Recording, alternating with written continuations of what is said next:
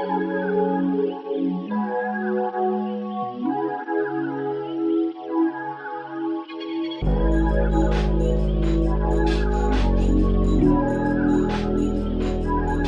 guys, we're here with Rumana Nazim, the founder of The Edit, and we're going to be interviewing her to discover what makes The Edit special. So Rumana, tell us a little bit about yourself and how you entered fashion. So I haven't always been in fashion. I actually, I'm a lawyer, and I started off as a senior, I started off as a lawyer at an FMCG company. Alright. And that actually went on for a while, so I just thought I was always going to be a lawyer. And I'd probably make partner at some point, or maybe be general counsel at some point. But the idea was that I would always be in law. Okay. And about a few years ago, I started to feel I travel a lot.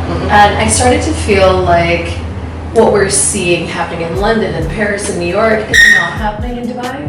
And even though Dubai is very forward for the region, I mean, we have, the greatest brands, of course. Women have such great style over here. The entire retail experience was just so antiquated. You go into a mall and you have to park and shop, and it's not a very personal experience. Definitely. And it's very one-dimensional. You go into a place where they sell juice clothes, or you go into a cafe where you're getting just coffee, or you go into a place that sells art, and that's all they do. So I wanted to create a space that was really far away from this traditional model. Okay. But that also felt really personal and fun and like a beautiful experience. And millennials are all about the experience. Definitely. So I wanted to create a place which brought in aspects of beautiful fashion and art and design, but also have a place where there's great music playing and you can just come in and hang out. It's very chilled out and zen. I think you've achieved that, honestly. Yeah, the whole thank concept. you. Yeah. So, what does fashion mean to you? I mean, rather than fashion, I'd rather look at style. Okay. I feel like fashion can be quite, it can change very often, but your style is then what draws you to certain aspects of fashion. I mean, style can be the way you walk or the way you talk, but it can also be the way you present your personality. And then one of the dimensions that you look at to do that is fashion. Definitely. How did The Edit come to be? So I was still working as a lawyer and walking with a friend of mine in El Circle Avenue. And I said to him, I feel like I should be doing something else as well in addition to being a lawyer.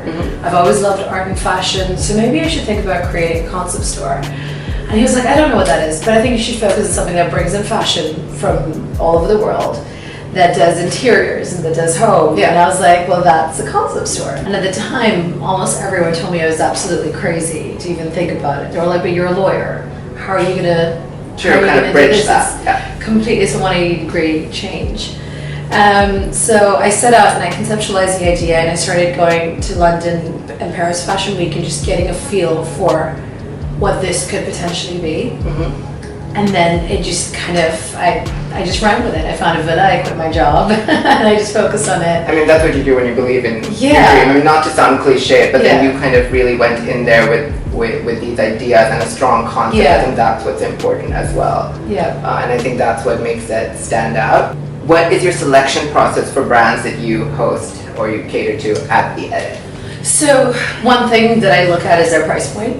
We have a really affordable price point, which goes from about 200 dirhams up to 4,000 dirhams. Okay. So it has to sit in there. All right. Another thing is brands that have a really good aesthetic, like something that flatters women. It doesn't have to be necessarily super avant-garde or super basic, but it has to use good quality materials, have a great story to it. I like meeting the brand and understanding it and seeing if their woman sits in with our woman, because our woman is very empowered, she's strong, she's feminine if she wants to be, she's masculine when she does. So the brands that I bring in, I like them to be emerging / established brands that have the same ethic as we do. What are your favorite designers that you host at the store at the moment? Or, I mean, your personal favorites, if you could pick. I know it's difficult, I know it's a tough question, definitely, I agree. But if there's something you're personally drawn to, I mean, what I am. I mean, okay, one of the brands that I absolutely love is Akler. Okay. they're so architectural in the way they make their clothes. It's great quality fabrics, but also at a really good price point. All right. And when you put it on, you feel like a piece of art. They have these just gorgeous structural tops. And if you could wear one accessory for the rest of your life, what would it be? I mean, aside from my wedding ring. Aside from that. If there was one type of accessories that I would definitely wear for the rest of my life, it would be a pair of earrings, like a statement. Like kind of like the ones that I wear today. Yeah. So I feel like they elevate an outfit. They can be bold or they can be simple, but earrings that make a statement. Okay. Do you think there's room in the industry for designers to enter this market that seems overly saturated with other brands? Yeah, I mean, look, if you're referring to designers, it's like you were saying, you know, add a beautiful chapter to your story. Sustainability, we don't have a lot of those brands over here. And if we're talking about a place like the Edit, I feel like there's nothing really like it in the region. No.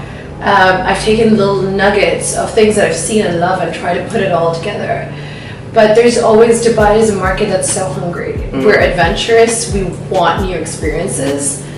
And there's so much white space here. So even though the population isn't massive, people are hungry for something that's beautiful and unique. So definitely. I'm sure you're an inspiration to many entrepreneurs, even if you Yeah, don't I know feel about that. even if you don't feel like it, I'm sure you are. So what would be your advice to somebody who's looking into starting their own brand or starting their own concept store, basically launching a venture of their own?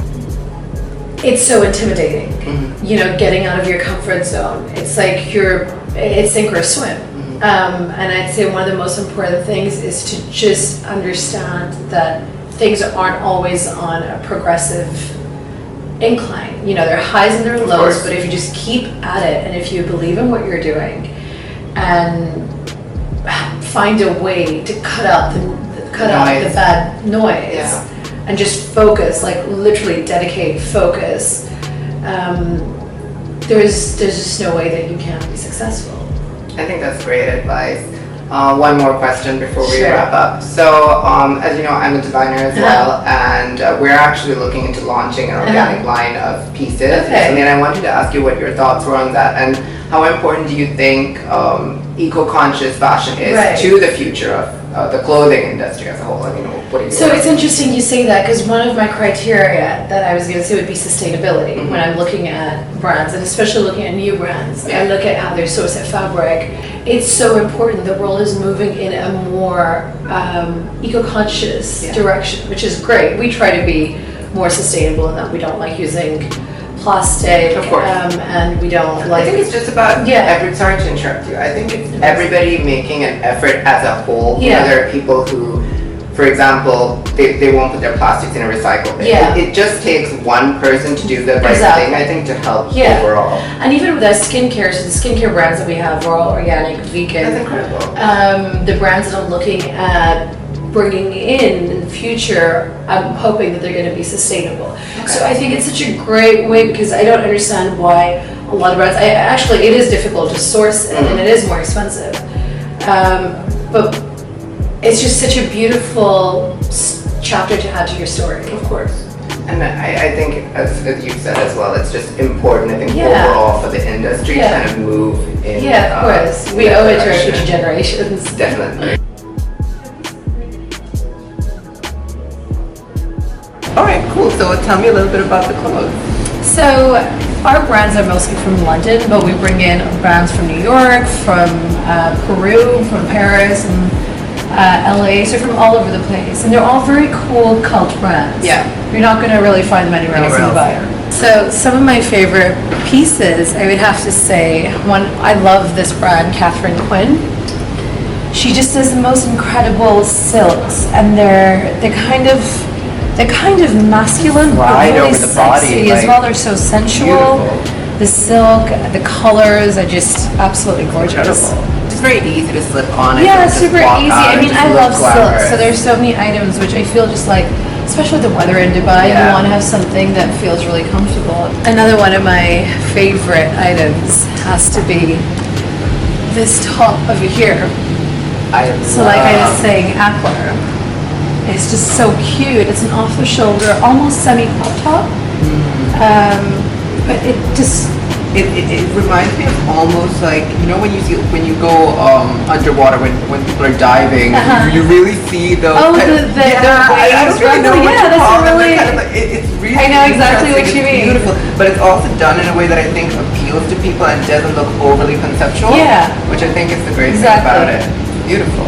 So as you can see, we have our jewelry over here. We've got skincare. I think that's what sets apart an emerging talent from just your average designer, but because sometimes things look great on a hanger, but you try it on and the fit is completely off. So I think that you just referenced something that's really important as well, because when you're spending money on something, yes, it looks beautiful, but it also needs to fit you perfectly and give you the look that you're going for. Yeah, totally. And one thing I always say is to women that wear something that fits you. You can be a different size in so many different brands. You don't have to go for the smallest size you can get into. Go even 2 sizes larger, and they'll make you feel so much more. And I think it's the same thing for men as well. You know, sometimes when I see like an ill-fitting suit or something that's too small, I'm just like, no, please, just, you know, it's so. And the thing is, it's very easy to pick the size that suits you. It's just about knowing how to dress your body. Exactly. So one of my favorite jewelry brands has to be Stone Affair, and I love the story of how we started off with her. She's the only brand that I didn't find initially. I found her, I was just walking in a store. I saw a pair of earrings that I loved. I loved the price point, and I was like, I have to find her, but I couldn't. Yeah. Finally, got in touch with her. Turns out I'm very, very distantly related to her. Oh my god. Yeah, so she's an American woman living in India, and she makes all of her jewelry in India. That's fantastic. We started off with a collection of a few pieces, and now, as you can see, you know, she's grown massively with us. She's one of our best-selling brands. But again, I think that's what makes the edit so personal as well, because there are people and creatives that have crossed your life at some point in time, and I think that's what makes it special as well, especially for people who visit the store.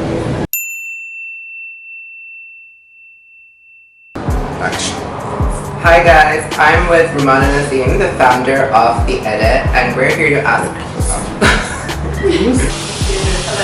Oh, sure. Okay. Adriana.